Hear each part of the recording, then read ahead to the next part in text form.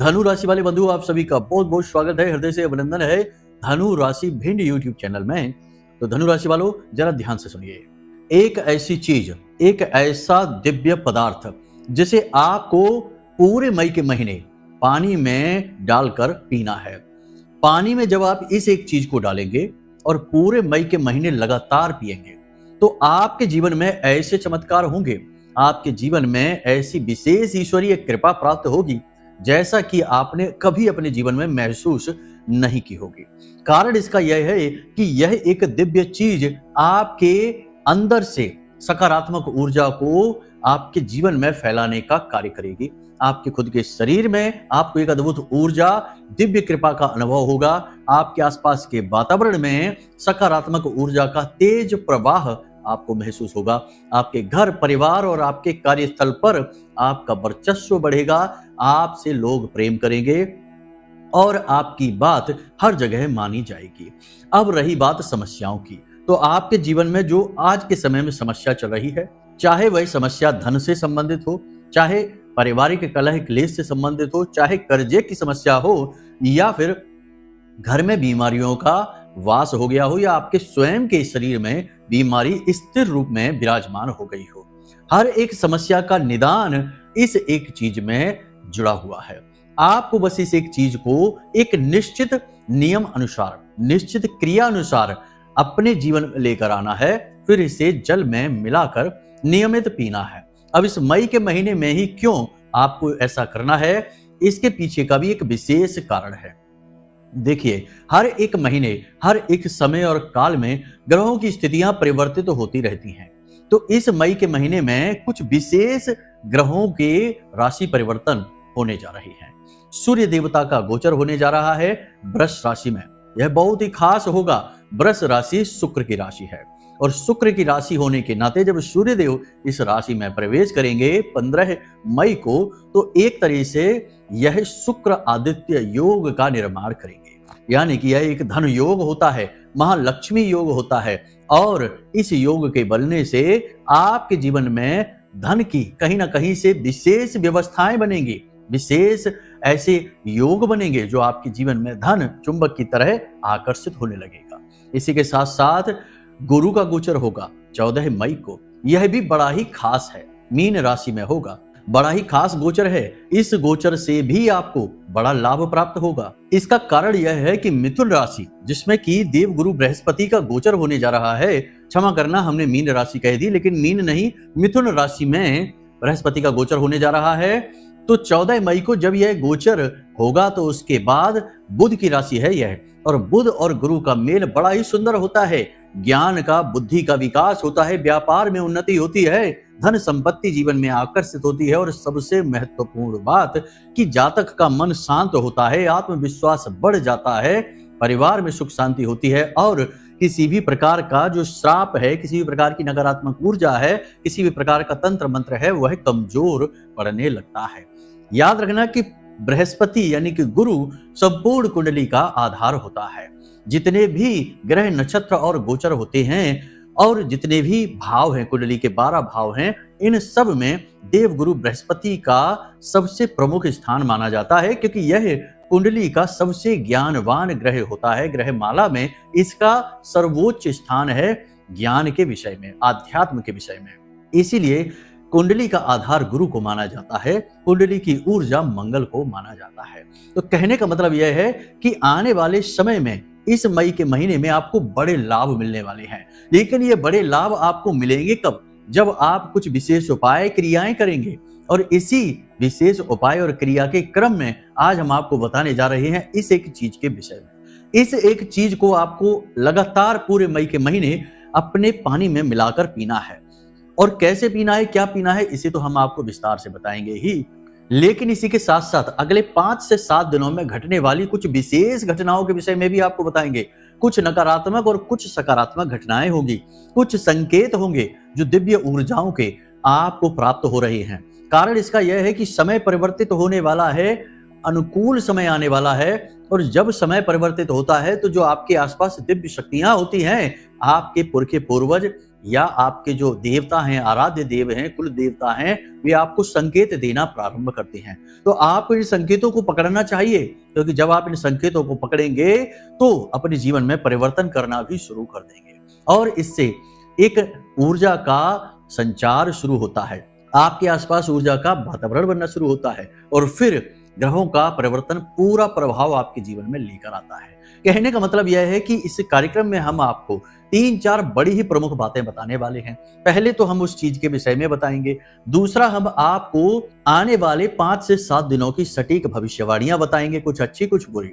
तीसरा हम आपको दिव्य ऊर्जाओं के दिए गए संकेत बताएंगे जिन्हें आपको पकड़ना ही चाहिए। और चौथा हम आपको बताएंगे एक ऐसा विशेष उपाय, एक ऐसी विशेष क्रिया जिससे गुरु और मंगल की ऊर्जाएं संतुलित हो जाती हैं और जीवन में प्रेम की गंगा बहने लगती है, धन की वर्षा होने लगती है और दिव्य शक्तियां आपकी ओर आकर्षित होने लगती हैं। जी हाँ बंधुओं, तो इस महा उपाय को भी आपको अवश्य सुनना होगा, इसी में आपका उद्धार छिपा हुआ है। तो चलिए बंधुओं, उम्मीद करते हैं कि आप हमारी बातों को समझ रहे हैं। कार्यक्रम में अंत तक अवश्य ठहरेंगे, क्योंकि बड़ी मेहनत से, लगन से हमने आपके लिए यह कार्यक्रम बनाया है।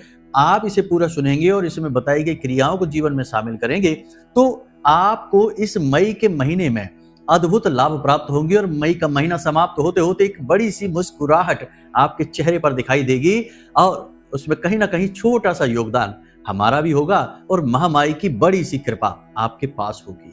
तो चलिए बंधुओं, कार्यक्रम को अंत तक अवश्य देखना। माई को याद करते हुए, महामाई को अभिवादन करते हुए इस कार्यक्रम को प्रारंभ करते हैं। कमेंट बॉक्स में पूरे भक्ति भाव के साथ लिख डालिए, जय मां भद्रकाली कृपा करो। महामाई इतनी दयालु हैं कि वे निश्चित तौर पर आपके ऊपर कृपा करेंगी, हमें पूर्ण विश्वास है। इसी के साथ साथ यदि माई के लिए भाव गहरा है, जो कि होना ही चाहिए, हमारी माँ, आपकी माँ, सबकी माँ एक तरफ और महामाई एक तरफ। अपनी माँ के लिए तो भाव सबके लिए होता है, लेकिन जो इस ब्रह्मांड की माँ है, हर एक माँ की भी माँ है, उसके लिए भी भाव मन में अवश्य होना ही चाहिए, वरना तो जीवन ही व्यर्थ है। तो चलिए कमेंट में लिख डालिए कि मैं भी माई के परिवार का हिस्सा हूं। बड़े गर्व की बात है यह।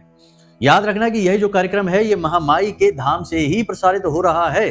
तो इस कार्यक्रम में बताई गई हर एक बात की प्रामाणिकता की जिम्मेदारी हम लेते हैं। जो बातें हम बताने जा रहे हैं वे 100% गारंटीड हैं, आपके ग्रह गोचरों पर आधारित हैं, आपके जीवन में चल रही क्रियाओं पर आधारित हैं और महामाई के द्वारा दिए गए संकेतों पर, अनुभवों पर आधारित हैं। इसलिए इन बातों को झुटलाया नहीं जा सकता है और इनकी संपूर्ण जिम्मेदारी हम लेते हैं। बस आप धैर्य से कार्यक्रम को सुनिए और अंत तक आपको अद्भुत ज्ञान प्राप्त होगा। तो चलिए बंधु, अपने मूल विषय को अब शुरू करते हैं, ध्यान से समझिए। प्यारे मित्रों, हमारे अत्यंत प्रिय और परम पूज्य अमिताचार्य जी के पास माँ बगलामुखी और माँ भद्रकाली की साधनाओं का वर्षों का अनुभव है और माता रानी की इनके ऊपर पूर्ण कृपा और सिद्धि है। आचार्य जी ने अपने सटीक कुंडली विश्लेषण और श्रेष्ठतम उपायों के माध्यम से हजारों लोगों के जीवन को खुशियों से भरा है। आचार्य जी का कुंडली विश्लेषण और उपाय करवाने का तरीका इतना अद्भुत है कि जीवन के हर एक दुख और कष्ट का कारण जड़ से ही समाप्त हो जाता है। फिर समस्या चाहे जैसी भी हो, कर्जा बहुत बढ़ गया हो, व्यापार चल नहीं रहा हो, बीमारियों में आप बर्बाद हो चुके हो, रिश्तों में प्रेम समाप्त हो चुका हो, या फिर नौकरी ही ना मिल रही हो, विवाह में देरी होती हो, कैसी भी समस्या हो, इन समस्याओं का कारण क्या है, कौन सी महादशा परेशान कर रही है, कौन सा दोष लगा हुआ है, सब कुछ आचार्य जी इतना सटीक बताते हैं कि वर्षों वर्ष के दुख कुछ ही दिनों में समाप्त हो जाते हैं। अगर आपके जीवन में भी कोई ऐसी संकट की घड़ी है तो यही सही समय है जब आप पूज्य आचार्य जी के हाथों से अपनी कुंडली का विश्लेषण करवाएं और वर्षों से चल रहे दुखों और संकटों के इस चक्र से बाहर निकल जाए। प्यारे मित्रों, अभी वीडियो में दिए गए नंबरों पर फोन करिए और अपनी कुंडली का श्रेष्ठतम आकलन करवा डालिए। जिंदगी बदलने का ये सबसे बड़ा मौका हाथ से मत जाने दीजिएगा। जय माई की, महामाई आपका कल्याण करे। सबसे पहले बात करते हैं आने वाले 5 से 7 दिनों की विशेष भविष्यवाणियां। तो सबसे पहले बात करते हैं सेहत के विषय में, क्योंकि यही तो सबसे बड़ा सुख है। पहला सुख है सुंदर काया। तो सुंदर काया यानी कि स्वस्थ काया, हेल्दी बॉडी। तो हेल्दी बॉडी आपकी रहेगी कि नहीं अगले 5 से 7 दिनों में, ध्यान से समझिए। हेल्दी शरीर यानी स्वास्थ्य आपके पास अगले 5 से 7 दिनों में रहेगा, परंतु इसके लिए आपको 3 काम करने होंगे। पहला काम यह है कि अपने स्वास्थ्य का ख्याल रखना होगा। दूसरा काम यह है कि खान पान का विशेष ख्याल रखना होगा। और तीसरा काम यह है कि योग, प्राणायाम और आध्यात्म से जुड़ना होगा। चौथा काम एक और आपको बता देते हैं कि अनुशासन में रहना होगा। अनुशासन केवल इतना ही नहीं है कि समय से सो गए और समय से जाग गए। अनुशासन मतलब कि खान पान का अनुशासन, घूमने फिरने का अनुशासन और समय बर्बाद ना करने का अनुशासन, और सबसे महत्वपूर्ण कि हर एक कार्य को निश्चित समय पर पूर्ण कर लेने का अनुशासन। यदि आप ये सारी चीजें मानते हैं, उल्टी सीधी चीजें नहीं खाते, इधर उधर व्यर्थ में घूमकर, व्यर्थ की यात्राओं में जाकर, टूरिस्ट प्लेस पर घूम रहे हैं यूं ही बिना मतलब में, या फिर यूं ही दोस्तों यारों के साथ इधर उधर भटक रहे हैं, अपना काम का होश ही नहीं है, अपने काम पर ध्यान ही नहीं है, बस यूं ही मस्ती में घूम रहे हैं, तो ऐसे में क्या होगा? देवताओं की कृपा कैसी रहेगी? ये जीवन जो मिला है यह कर्म के लिए मिला है, अपने आत्म उत्थान के लिए मिला है, किसी और पर एहसान करने के लिए नहीं मिला है। और ना ही इस संसार में आकर आपने इस संसार पर कोई एहसान किया। ये संसार तो सिर्फ एक टेस्ट पेपर है, एक परीक्षा पत्र है जो आपको मिला है। आप कैसे इस परीक्षा पत्र को हल करते हैं, इसी के हिसाब से ऊपर वाला यह तय करेगा कि अगले जन्म, या यूं कहे कि ब्रह्मलीन आप कब होंगे। आपकी सीढ़ी एक के बाद एक आपको आगे बढ़ना है, चढ़ना है उन पर। या तो आपके कर्म आपको नीचे गिराएंगे, पशु योनि तक पहुंचा देंगे, या फिर आपके कर्म आपको और ऊपर ले जाएंगे। तो बस काम करना है, मेहनत करनी है, लगन से काम करना है, मन में ईश्वर की भक्ति रखनी है, ईश्वर में पूरी आस्था और विश्वास रखना है, और बस इसी से आत्मोत्थान होता है। सत्य की राह पर चलना है। समय बर्बाद करने में या फिर इधर उधर की फिजूल बातें करने में कभी भी विश्वास नहीं रखना है। यही तो है ईश्वर की विशेष कृपा, और यही है सतमार्ग पर चलना। तो बस यही आपको करना है, तो आपका स्वास्थ्य अच्छा रहेगा। लापरवाही का नतीजा खतरनाक होगा, और इतना खतरनाक होगा कि आप अपना काम छोड़ छाड़कर घर पर लेटना पड़ेगा अगर आपने अपने स्वास्थ्य का जरा भी ख्याल नहीं रखा। बेशक काम करने के चक्कर में ही आप अपने स्वास्थ्य को भूलेंगे तो ऐसे बीमार होंगे कि आपको घर पर रुकना पड़ेगा। काम तो छूट ही जाएगा, सेहत भी आपकी खराब हो जाएगी। विशेष ख्याल रखने की आवश्यकता है सेहत की, ठीक है, क्योंकि मंगल नीच के चल रहे हैं, 100% आपको बीमार करेंगे, तो थोड़ा सावधान रहने की आवश्यकता है। अब बात करते हैं दूसरी भविष्यवाणी। अगले 5 से 7 दिनों में आपको कर्जा लेना पड़ेगा। कर्जा किसी न किसी रूप में आपके पास आएगा, हर हाल में आएगा, आप रोक नहीं सकते हैं। देखिए, जो नियम है, जो विधि का विधान है, उसे रोका नहीं जा सकता। वह विधि ने अपने हाथ में ले रखा है। हानि लाभ जीवन मरण, यश अपयश विधि हाथ। हानि मतलब कर्जा। तो जब आप पूर्ण रूप से अपने जीवन में व्यवस्थित चलेंगे, हर निर्णय को सोच समझ कर लेंगे, तो आप कर्जा भी यदि ले लेते हैं तो उससे मुक्ति के मार्ग भी आपको पता रहते हैं कि कैसे इससे बाहर निकलना है। लेकिन यूं ही अंधों की तरह हम जीते हैं, हमें होश ही नहीं कि हम क्यों पैसा ले रहे हैं। जिसे हम जरूरत समझ रहे हैं, क्या सचमुच में वो जरूरत है? हमने देखा है कि लोग महंगे महंगे मोबाइल फोन लेने के लिए कर्जा ले लेते हैं, महंगे महंगे चीजें खरीदने के लिए कि मोबाइल लेना है, गाड़ी लेनी है, और यूं ही कर्जा लिए जा रहे हैं। और बाद में कहते हैं कि महाराज जी हमारा कर्जा ही नहीं चुकता है, एक के बाद एक कर्जा हमारे पीछे लगा हुआ है। तो किसने कहा कि बहुत महंगा फोन चलाना है? किसने कहा कि ब्रांडेड कपड़े ही पहनने हैं? किसने कहा कि दुनिया में दिखावेबाजी करके ही जीवित रह सकते हैं? साधारण जीवन जीकर भी आप बड़ी खुशहाली के साथ रह सकते हैं। तो बुद्धिमानी का पूर्ण परिचय आपको देना है। देखिए, हमारी बातें थोड़ी सी कठोर हो सकती हैं, किसी के दिल को चुभ सकती हैं, लेकिन बातों में सच्चाई है, इसीलिए बात चुभेगी। क्योंकि हम पहले भी अपने कार्यक्रमों में कह चुके हैं कि यह कलयुग है, और कलयुग में सत्य बड़ा रूखा सूखा और कड़वा सा है, और बड़ा ही तीखा है, चुभ जाता है। और झूठ बड़ा रसीला, बड़ा ही मीठा, एकदम गुलाब जामुन की तरह चाशनी में डूबा हुआ।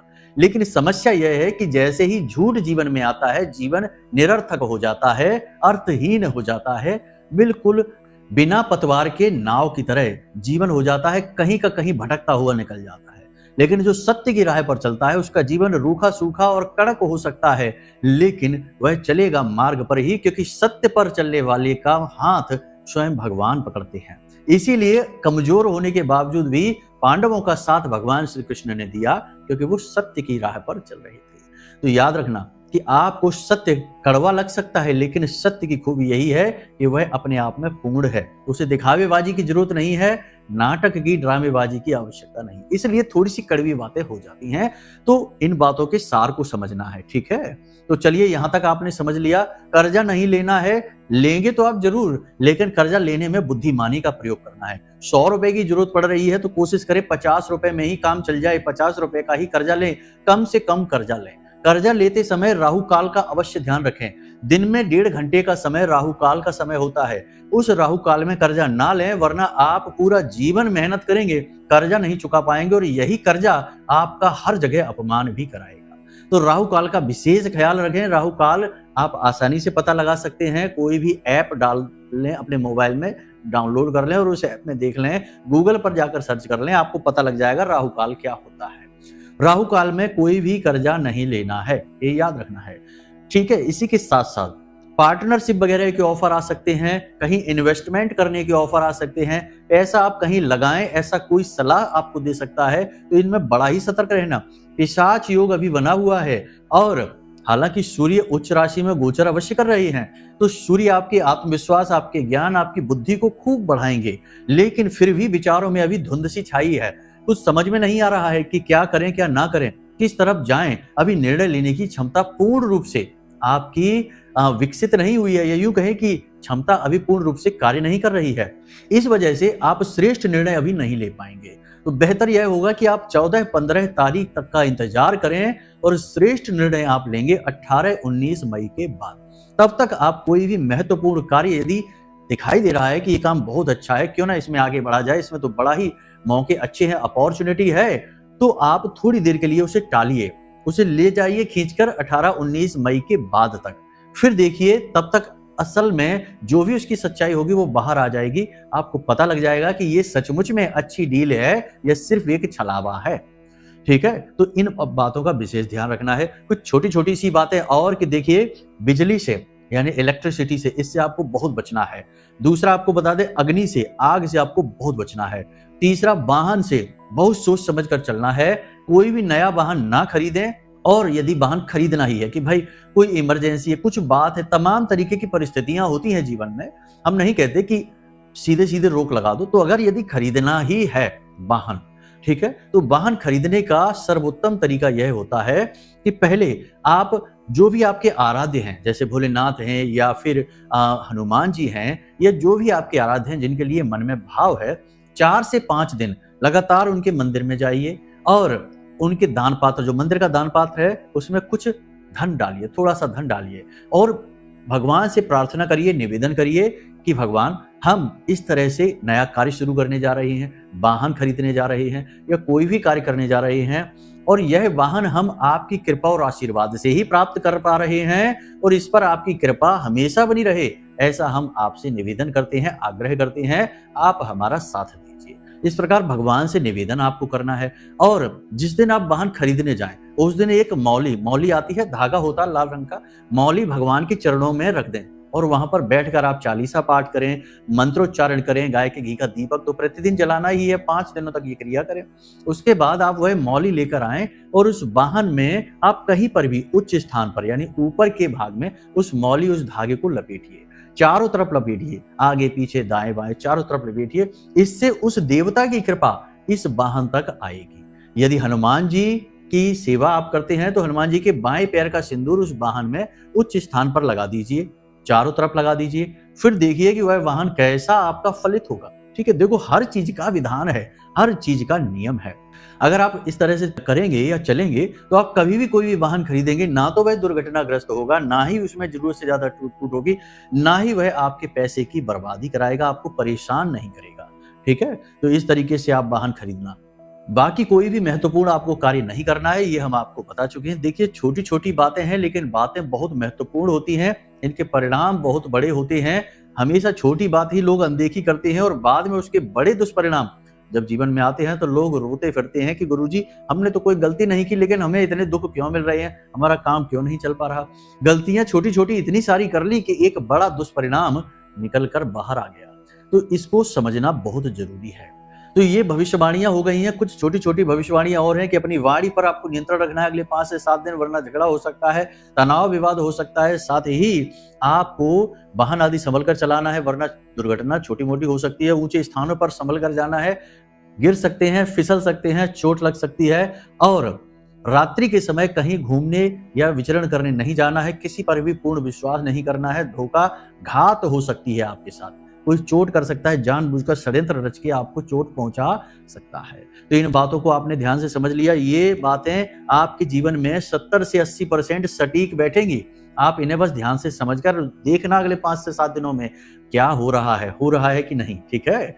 बाकी अब बात करते हैं संकेतों की, क्योंकि देखिए समय परिवर्तित जब होता है धीमे धीमे, तो देवताओं के संकेत मिलने शुरू होते हैं। तो अब संकेतों को ध्यान से समझिए। 3 तरीके के संकेत ही हम आपको बताएंगे, ज्यादा नहीं। फिर आप खुद ही समझ जाएंगे कि पॉजिटिव समय आ रहा है, आपका नजदीक है और आपको क्या करना है। अगर आपको सपने में पक्षी दिखाई देते हैं 3-4 तरीके के, हंस दिखाई देता है, नीलकंठ दिखाई देता है, मोर दिखाई देता है, या फिर किसी भी प्रकार का कोई भी उड़ता हुआ पक्षी दिखाई देता है, तो आप समझ जाना कि देवताओं की कृपा आपके ऊपर है, आपको शुभ संकेत मिल रहे हैं। कोई बड़ा अवसर, कोई बड़ा मौका आपके जीवन में आने वाला है। जैसे ही ग्रह परिवर्तित होंगे आपको अवसर प्राप्त होंगे। 14-15 तारीख से लेकर 18-19 तारीख के बाद आपके जीवन में शुभ घटनाएं घटेंगी, आपको एक बहुत बड़ा मौका मिलेगा। इसी के साथ साथ यदि आपको सपने में हाथी दिखाई देता है, बरगद दिखाई देता है, घोड़े दिखाई देते हैं, या फिर कोई देवी देवता दिखाई देते हैं, तो यह भी बड़ा ही शुभ संकेत है। देवी देवताओं का कोई देव स्थान, देवालय वगैरह दिखाई देता है, कोई देवी देवताओं का चिन्ह वगैरह दिखाई देता है, तो यह भी बड़ा शुभ संकेत है। इससे भी यह प्रमाणित होगा कि आपके जीवन में शुभ घड़ियां आ रही हैं, देवता आपको शुभ संकेत दे रही हैं। इसी के साथ साथ अगले 5 से 7 दिनों में यदि यह होता है कि आप जा रहे हैं कहीं पर और आपके सामने से गाय चली आ रही है, ठीक है, आपके सामने से गाय चली आ रही है और वह आपके बगल से निकल जाती है, तो यह शुभ संकेत है। देखिए, वैसे तो लोग कहेंगे कि ये कौन सी बड़ी बात है, ये तो अक्सर ही ऐसा हो जाता है। तो अक्सर इस तरीके से नहीं होगा। इस बार जो आपके सामने गाय आएगी वह आपको ऐसा लगेगा जैसे आपके लिए ही आ रही है, ऐसा लगेगा ठीक आपके सामने आ रही है, फिर ठीक आपके सामने से आकर रास्ता बदलकर निकल जाएगी। यह बड़ा ही शुभ संकेत है। यदि आप घर से बाहर निकलें अगले 5 से 7 दिनों में और कोई पूजा पाठ करने वाला व्यक्ति, धार्मिक व्यक्ति, कोई गुरुजन या फिर कोई बड़ा बुजुर्ग जो बड़ी ही शुद्ध बुद्धि का इंसान है, बहुत से लोग ऐसे होते हैं ना, आपके रिश्ते में भी होंगे, आपके गली मोहल्ले में ऐसे लोग होंगे, कुछ गिने चुने ही होते हैं, ऐसे 100-200 में से एक आध ही ऐसा होता है जो सचमुच का ज्ञानी है, सत्य के मार्ग पर चलने वाला है और भगवान का भक्त है। यदि आपको उसके दर्शन हो जाते हैं सुबह सुबह, तो समझिए कि आपको शुभ संकेत मिल रहे हैं। इसी प्रकार यदि आपके मन में इच्छा होती है कि आप किसी धार्मिक स्थान पर जाएं, भगवान के दर्शन करें, ईश्वर की कृपा प्राप्त करें, और आप कोई पूजा पाठ अनुष्ठान शुरू कर देते हैं अगले 5 से 7 दिनों में, छोटा मोटा ही सही, तो समझिए कि देवी देवताओं की अति कृपा आपके ऊपर हो चुकी है। शुभ समय नजदीक है, आपका जीवन बदलने वाला है। ठीक है, ये हमने संकेतों के विषय में बताया। अब आपको बताते हैं उस एक चीज के विषय में। देखिए, पंचमुखी रुद्राक्ष बहुत ही शक्तिशाली होता है, पंच महाभूतों का प्रतीक होता है। कोई चाहे कुछ भी कहे कि ये 7 मुखी, ये 10 मुखी, ये 1 मुखी, ये देखो, सबकी अपनी अलग ऊर्जा है, सबका अपना प्रयोग है, लेकिन पंचमुखी रुद्राक्ष का कोई तोड़ नहीं है। यह सर्वशक्तिमान है, क्योंकि पंच महाभूतों से यह प्रकृति बनी है, पंच तत्व से ही संपूर्ण ब्रह्मांड बना है, और इन्हीं पंच तत्वों का प्रतीक है यह पंचमुखी रुद्राक्ष। और भगवान भोलेनाथ का अंश है इसमें, इसलिए यह बहुत ही महत्वपूर्ण और बहुत ही पवित्र हो जाता है। और आप ध्यान से समझिए कि चाहे राहु हो, केतु हो, चाहे शनि हो, या कोई भी अन्य ग्रह क्यों ना हो, भोलेनाथ के आगे सब बिल्कुल शून्य हैं, क्योंकि देवों के देव महादेव सबके ऊपर हैं। ठीक है, तो आपको क्या करना है कि पंचमुखी रुद्राक्ष एक लेना है। इस रुद्राक्ष को रोज पानी में डालकर रात्रि के समय रख दीजिए। कैसे रखना है, ध्यान से समझिए। आपको एक पात्र लेना है, तांबे का पात्र आप ले सकते हैं, कांच का पात्र आप ले सकते हैं।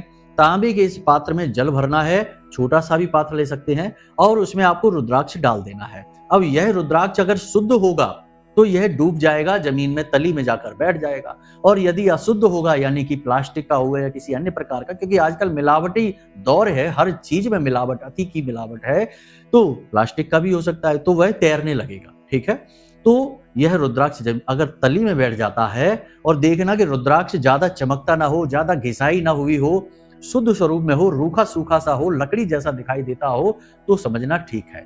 तो वह तली में बैठ जाए तो समझ लेना शुद्ध है।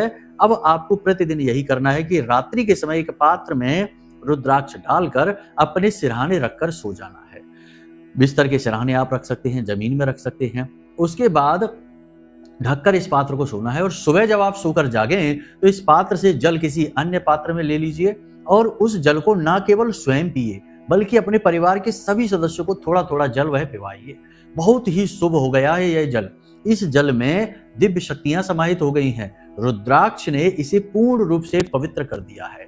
यह जल आपके जीवन में ऊर्जा का ऐसा अद्भुत प्रवाह करेगा कि आप खुद भी आश्चर्य में पड़ जाएंगे। जल को ऊर्जा का सुचालक कहा जाता है।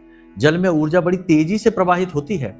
इसी वजह से जो रुद्राक्ष की ऊर्जा है वह जल समाहित कर लेता है। और वैसे भी जल को तो ऊर्जा का केंद्र, ऊर्जा का धारक कहा जाता है। इसीलिए तो आपने देखा होगा पुराने समय में ऋषि मुनि किसी को श्राप देते थे या वरदान देते थे तो जल हाथ में जरूर लिया करते थे, और जल छिड़क कर ही श्राप वगैरह दिया जाता था। जल से शुद्धि होती है, जल से पूजा पूर्ण होती है, जल से देवता प्रसन्न होते हैं, और जल जीवन का आधार है। इसलिए रुद्राक्ष की ऊर्जा को जल अपने अंदर समाहित कर लेगा। फिर आप इसे रोज इसी तरह प्रयोग करिए 30 दिन तक लगातार, यानी कि पूरे मई के महीने से लगातार आप प्रयोग करिए। और जैसे ही राहु का, केतु का, शनि का दुष्प्रभाव आपके ऊपर से हटेगा 18-19 मई के बाद चमत्कार ही हो जाएगा। आप खुद हमें फोन करके कहेंगे कि गुरुजी बहुत बहुत धन्यवाद। लेकिन वह धन्यवाद हमें नहीं, वह धन्यवाद जाएगा महामाई माँ बगलामुखी को, क्योंकि उन्हीं की सेवा, उन्हीं की कृपा से हम इस लायक हैं कि हम कुछ 2 बातें आपको बता पाते हैं। तो चलिए बंधु, आज के इस कार्यक्रम को यहीं विराम देते हैं। यदि मन में कोई प्रश्न उठे, कुछ बात पूछनी है या कुंडली विश्लेषण कराना है, क्योंकि कभी कभी जीवन में कुछ ऐसी चीजें होती हैं कि जो आपके काबू से बाहर होती हैं। लाख प्रयास करने के बाद, लाख मेहनत करने के बाद, तमाम उपाय क्रियाएं करने के बाद भी एक विशेष परेशानी है जिससे पीछा ही नहीं छूट रहा है। तो इसके लिए कुंडली दिखाना जरूरी रहता है, क्योंकि कुंडली में कुछ ऐसा है जो आपको जानना जरूरी है और उसका उपाय क्रियाएं करना जरूरी है जो आपकी कुंडली पर आधारित है। तो आप अपनी कुंडली का विश्लेषण करा लेना। वीडियो में नंबर हमने दे दिया है, इन्हीं नंबरों पर फोन करिए और अपनी कुंडली का विश्लेषण करा लीजिए। हम स्वयं आपकी कुंडली का विश्लेषण करके आपको दे देंगे। तो चलिए बंधु, हमेशा हंसते रहिए, मुस्कुराते रहिए, सकारात्मक रहिए, महामाई पर अपनी आस्था और विश्वास बनाकर रखिए, क्योंकि आपका उद्धार तो वहीं से होना है। प्रेम से बोलिए जय माई की। महामाई आपका कल्याण करें। धन्यवाद। हमारे प्रिय और परम पूज्य आचार्य जी ने अपनी साधनाओं के अनुभवों पर आधारित शक्तिशाली उपाय और क्रियाओं के माध्यम से हजारों लोगों के जीवन को पूरी तरह से बदला है। आचार्य जी के द्वारा बताया गया हर एक उपाय इतना सटीक और कारगर होता है कि जो भी इसे पूरे भाव के साथ कर लेता है उसे साक्षात महामाई की कृपा और आशीर्वाद प्राप्त हो जाती है। इसलिए निसंकोच इन उपायों को पूरे भाव के साथ करिए, आपका कल्याण होगा। जय माई की।